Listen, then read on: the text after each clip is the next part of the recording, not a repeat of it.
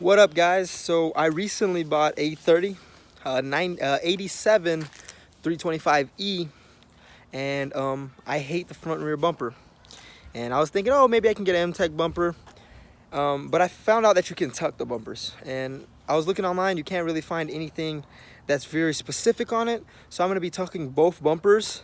So I'm going to break it down so everybody can kind of have an idea of it, a video of it, so you guys can do it yourselves. All right, guys, so to take off this nasty diving board, we usually think, I thought at first, you have to take this 19 off. But I kept spinning it and it would not come off. So right above the railing right here, as you see this railing right here, in front of it, there's gonna be two screws that are 14, like two nuts. And I took it on the other side already. And after you pull the nuts, the bumpers come loose. So one is taken off already. I just need to take the other side off. All right, so these are what the bolts look like after you take them off. You can't really see them, but I'm gonna show you where they were. The bumper's free now. And if you look on the inside of the bumper, take these out. If you look on the inside of the bumper, this right here is where they were connected, and they connect to here. So the inside of the little metal thing that we're gonna be pushing in. All right, now after you took off the bumper, which is a pretty easy part. I mean, the whole thing's pretty easy, but you're gonna take both of these bolts off. They're both 13s, I believe, yes, 13s on both sides, and this is gonna be free. So you just do the same thing to both sides. Stick the tool in there. Surprisingly loose. And you just pull out the bolts. All right, cool. After you pull the little metal pieces out, after you take out those 13s right here, you're gonna pull it out. The next thing you have to do, you're gonna need a drill bit, and you're gonna drill a hole in the in this part of it. This is the part that sticks forward. This is the back part. There's gonna be liquid in there. I'm not sure. It smells.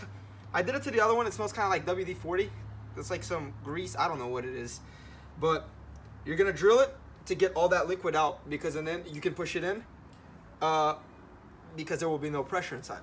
So I'm gonna start drilling this one.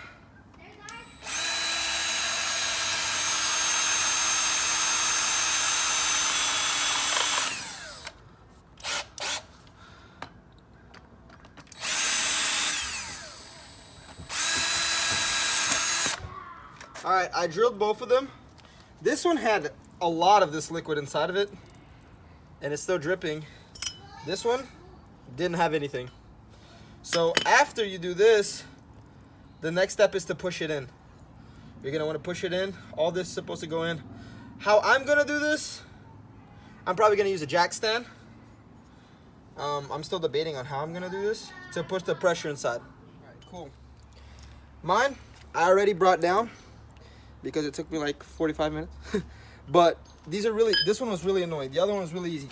What I did, this white stuff that came from inside of it. But anyway, I posted it on my jack stand, and like, I tighten it up. And the only thing, the heaviest thing that we had in my house is this work van.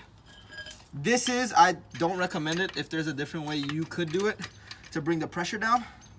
But I found the flat area under the van, and basically what I did, I posted it on there, posted it tight, make sure it was on good, that it wouldn't be like scary if it came off or if it popped off, and I just jacked it up, boom, and you should see it slowly coming down as of this white thing that was inside of this one. The other one was just liquid. This one was more of a foamy type thing. And after that, you bring them down, and it should be all the way pushed in. So before, I would say that this metal bracket was about here. It was way further out, but now it's all the way in, and it should hide some of this ugly bumper. Push them in, put them back where they were. Both of them. This one goes here, this one here. And now for the first part, you're gonna put the screws back in. So all 4 of them, 2 on each one of them, and screw this one in first. The good thing about this is that it gives you a little room to bend it and screw it in by hand the first side. Boom. Turn this flap the other way so you have room to stick in the other one. Push it in and line it up. I don't know how easy it'll be to line up, but it should be right there. There we go.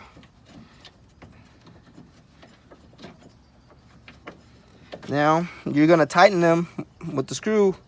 So with the wrench, actually, whatever this shit is, it's a wrench. Use this to tighten them, both sides. And then the next process will be to connect the front bumper again. And I'll show you when I'm done, so I'm tightening both sides. Okay guys, so change of plans from what I said last. Instead of bolting in those black bumper holders, which hold the diving board basically, what you have to do is stretch them back out, and then you bolt them onto the car and bolt the bumper. So the bumper is going to be far away. That's what I had to do, because after the bumper is this close, you can't really stick your hand in there to bolt it in. So what I did, I got it, and I got the bumper and I pushed it. After I installed it again, I pushed it with the tire right there, and the bumper went all the way in as far as it went, and it made a big difference. I honestly like how it looks in the front, but now I'm going to do the back. So the back right now looks pretty huge. You can see the difference. You can be able to see it. It's about 4 fingers right now. 4 fingers out. I'm gonna cut it to probably 2. Hopefully it'll be about 2. That's where I want to get it to. For the rear bumper, it's a little bit easier. I'm gonna show you where to drill the holes. Just get your regular drill out with your bits. I'm doing something, I'm not sure exactly the size. Let me check for you. It should be, I'm using 3/16. It's a little bigger, but I think the liquid inside the liquid inside will drain faster. So this is under the bumper. On the right side, you're gonna drill a hole in here, and on the left side, you're gonna drill a hole here. So after you drill those holes, some nasty liquid's gonna come out. Just keep it away from your eyes. I heard it kind of is bad for your skin as well. I don't know. I don't want to risk it. I'm gonna go put some gloves on. Eyewear is pretty good too. You don't want to get it in your eyes. So drill 2 holes here, 1 here, and 1 here. And let me do that because I can't really film and drill it.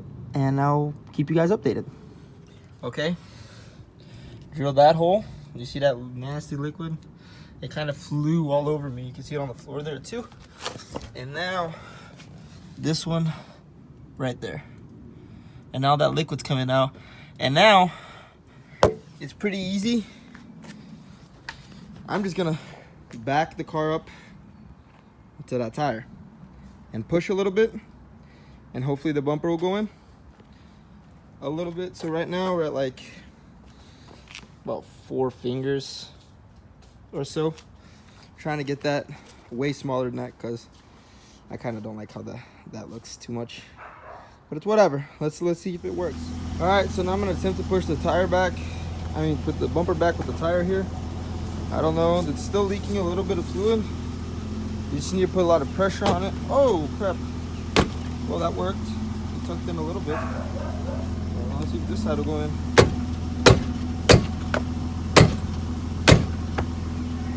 Yeah, this one doesn't want to go in. So actually, before I decided to push, well, actually I did try to push it in sometimes. I wasn't filming though because I couldn't really set my phone anywhere. But I decided, I looked under, there was still a lot of pressure on this side. So I decided to get a rubber mallet, this one right here, and I covered it with a towel and just was hitting it like not crazy strong, but a good amount to push it. And so it wasn't working. So I drilled this side again and realized that it wasn't the drill, the hole that I made was too small.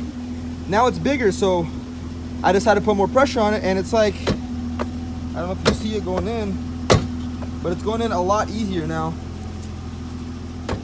You see, it should go in a little more.